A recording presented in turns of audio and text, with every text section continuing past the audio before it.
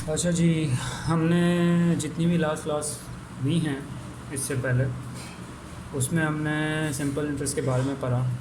पहले की जो हमारी वीडियोस थी वो थी कि सिंपल इंटरेस्ट का कॉन्सेप्ट क्या है।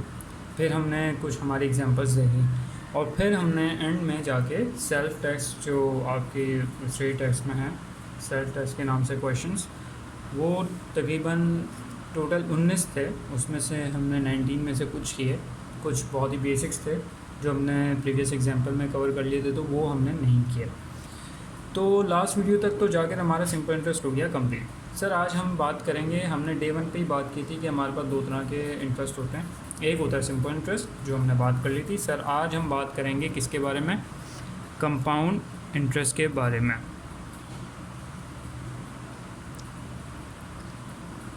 ठीक है सर। कंपाउंड इंटरेस्ट क्या होता है इसको पहले एग्जांपल से समझेंगे, ठीक है। एग्जांपल ले लें सर, व्हाट इफ़ के मेरे पास प्रिंसिपल का अमाउंट है आज 100 रुपये। सर बैंक मुझे इंटरेस्ट दे रहा है कितने? 10% पे। और सर टी है, या मैं एन लिख लेता हूँ, यहाँ पे एन यूज़ होता है, 3 इयर्स। ठीक है। इसमें हमें निकालना क्या है सर? हमने निकालनी है फ्यूचर वैल्यू, जिसको मैं एस से भी डिनोट करता हूँ, और इंटरेस्ट का अमाउंट। ठीक है भैया। सर बेसिक एग्जांपल से लेके चलते हैं कि व्हाट इफ़ के 31 जनवरी 2020, ठीक हो गया। बैंक में हमारे पास हमने डिपॉजिट करा है 100 रुपीज़। दिसंबर 31 20 को 1 साल हो जाएगा, ठीक है। हमें इंटरेस्ट मिलेगा। सर इंटरेस्ट कितने में मिलेगा? 100 रुपीज़ इंटू 10%, तो कितना हो गया? 10 रुपीज़। तो टोटल आ गया 110। सर हमने कहा कि इसको हम एक्यूमुलेटेड वैल्यू भी कहते हैं, एक्यूमुलेटेड अमाउंट या वैल्यू कह लो, और इसको हम फ्यूचर वैल्यू भी कहते हैं। समझ आती है बात? सर ये तो हो गया ईयर 1 की, मतलब 1 साल के बाद 110 रुपये हो गए, ठीक है। फ्यूचर वैल्यू हो गई ईयर 1 की। सर अभी आ जाते हैं दिसंबर 31 21, सेकेंड ईयर। सर यहाँ पर भी इंटरेस्ट लगेगा। सर अब यहाँ पर ना बात समझने वाली है कि हम सिंपल इंटरेस्ट में क्या करते थे कि एक कांस्टेंट अमाउंट, जैसे कि प्रिंसिपल पे हम हमारा जो रेट होता था इंटरेस्ट का, वो अप्लाई करते थे। लेकिन कंपाउंड इंटरेस्ट में ऐसा नहीं होता। सर कंपाउंड इंटरेस्ट में जो एक्यूमुलेटेड वैल्यू ना, ये वाली वैल्यू, जो लास्ट वैल्यू, मैं जो है इसको कंसिडर करूँगा to calculate the amount of interest of the next year. कैसे सर? 110 इंटू 10%, ये कितना बनेगा? 11 रुपये आई थिंक बनेगा, देख लेते हैं।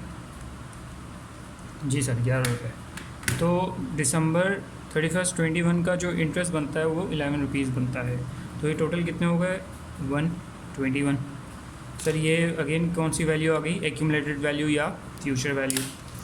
सर वंस अगेन दिसंबर 31 22 का अगर हम इंटरेस्ट निकालने जाएंगे, ठीक है, इंटरेस्ट निकालने जाएंगे, तो अगेन हम कौन सी वैल्यू लेंगे? Accumulated value 121 into 10%। तो ये मेरे हिसाब से बनना चाहिए 12.1 बनेगा, देख लेते हैं। जी सर 12.1। हमने 3 साल का मालूम करना था सर। 3 साल का आ गया टोटल फ्यूचर वैल्यू जो आ गई 133.1, ये आ गई फ्यूचर वैल्यू जो हमने निकालनी थी।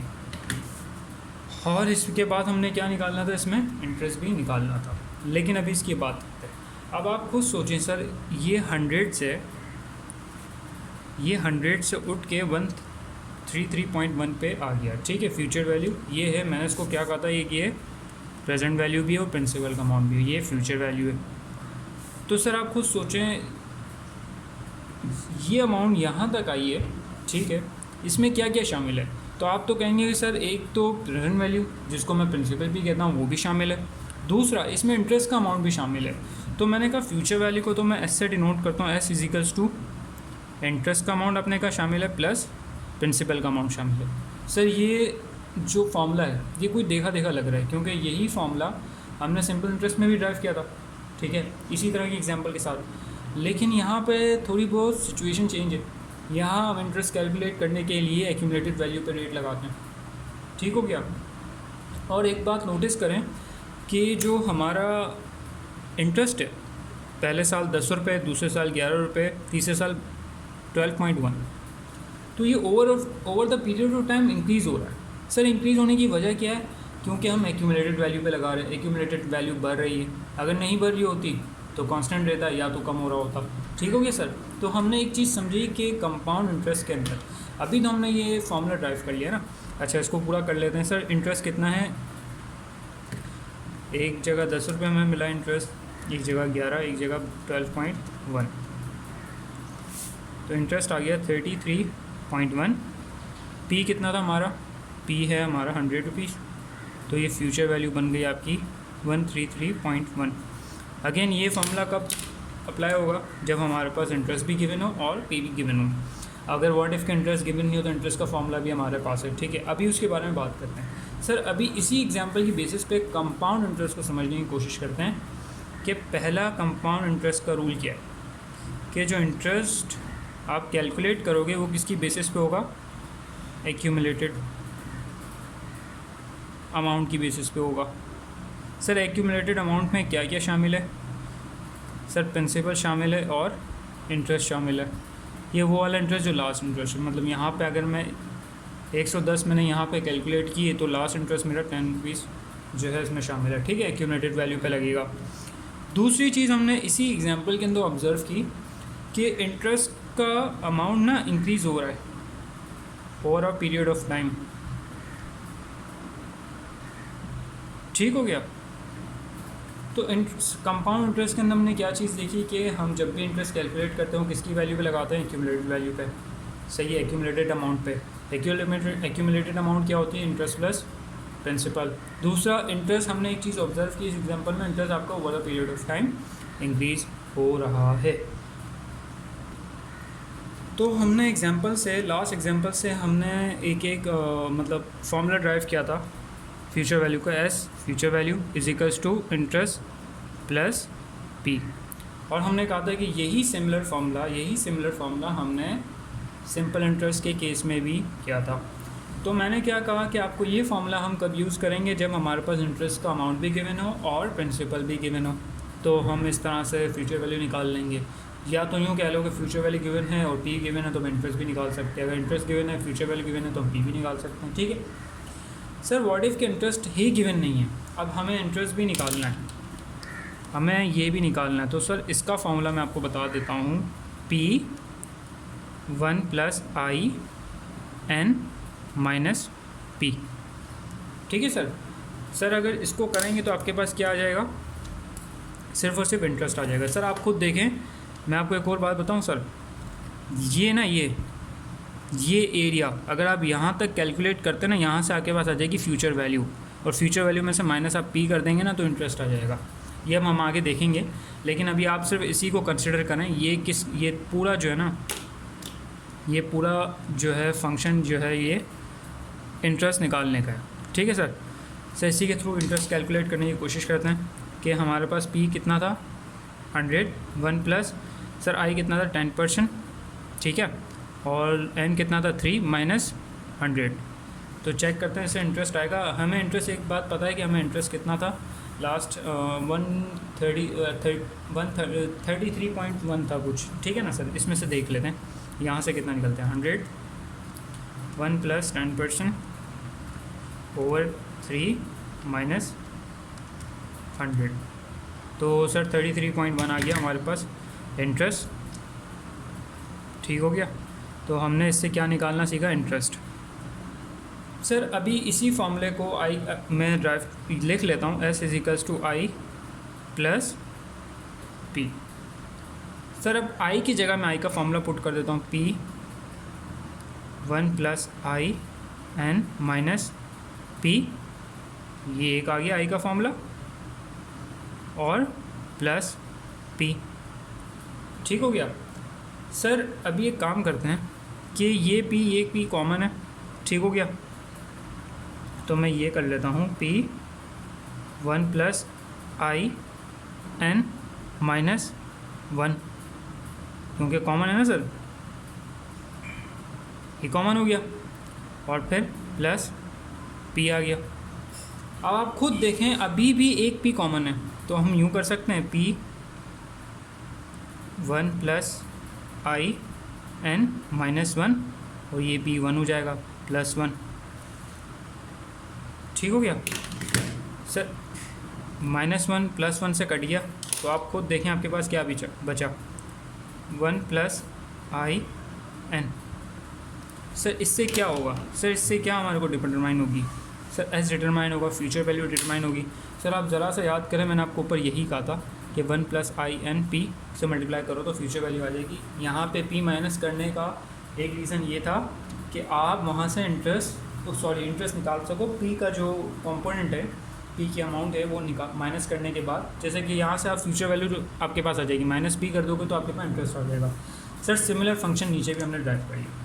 तो सर हमारे पास हम एस डायरेक्टली इसी तरह भी निकाल सकते हैं, इसके थ्रू भी निकाल के चेक कर लेते हैं। पी कितना है 100, 1 प्लस आई कितना है 10%, एन कितना है 3, 100 1 प्लस 10% ओवर 3। तो सर आप देख लें 133.1 आ गया, ये आपके पास फ्यूचर वैल्यू आ गई जो हमने लास्ट एग्जांपल में मैनुअली जो है वो कैलकुलेट की थी। इस केस में हमने एक फार्मूले के थ्रू फ्यूचर वैल्यू डिटरमाइन कर ली, क्योंकि खुद सोचें कि अगर आपको 2 या 3 साल की दी गई है, ठीक है ना, 2 से 3 साल का डेटा दिया गया है, तो आप वो तो इजीली कैलकुलेट कर लोगे मैनुअली। लेकिन व्हाट इफ़ कि आपको 10 से 15 साल का दिया हो, तो वो ज़रा कैलकुलेट करना मुश्किल हो जाएगा।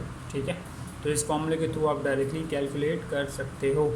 तो इस फार्मूले में इस वीडियो में हमने क्या सीखा कि कंपाउंड इंटरेस्ट क्या होता है।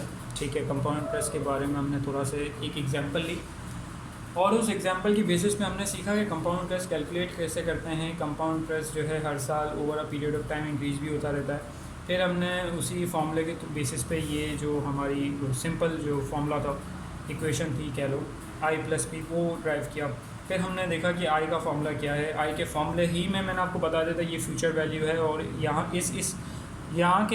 तक के फंक्शन से आप फ्यूचर वैल्यू निकाल सकते हो। जैसे ही फ्यूचर वैल्यू निकाल दी तो माइनस पी कर दोगे तो इंटरेस्ट आ जाएगा। अगर इस पूरे फंक्शन को रखते हो तो आप इंटरेस्ट निकाल सकते हो। फिर मैंने ये कहा कि मैं आई की जगह पी रख देता हूँ, सॉरी आई की जगह जो ये आई है इसकी जगह आई का फार्मूला रख देता हूँ। मैंने आई का फार्मूला रख दिया, फिर मैंने वहाँ से पी कॉमन लिया।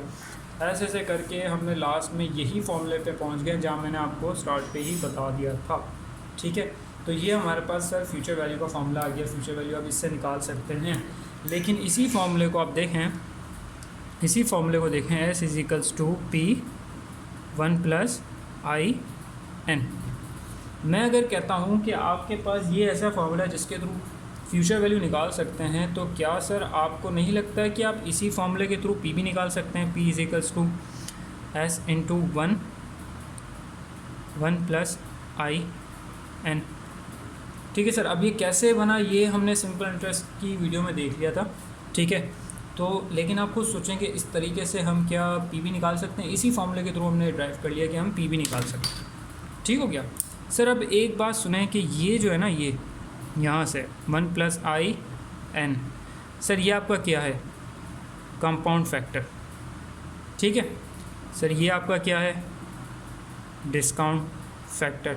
सर कंपाउंड फैक्टर का मतलब क्या है सर, अगर आप वंस कंपाउंड फैक्टर निकाल लेते हैं और उसको डायरेक्ट पी से मल्टीप्लाई करते हैं तो आपके पास डायरेक्टली फ्यूचर वैल्यू आ जाएगी, जो कि इस फॉर्मूले में भी लिखा हुआ है, सॉरी इसमें लिखा हुआ है। ठीक हो गया सर। डिस्काउंट फैक्टर का मतलब ये है कि अगर आप डिस्काउंट फैक्टर निकाल लेते हैं और डायरेक्ट उसको फ्यूचर वैल्यू से मल्टीप्लाई कर देते हैं तो आपके पास प्रेजेंट वैल्यू आ जाएगी। ठीक हो गया।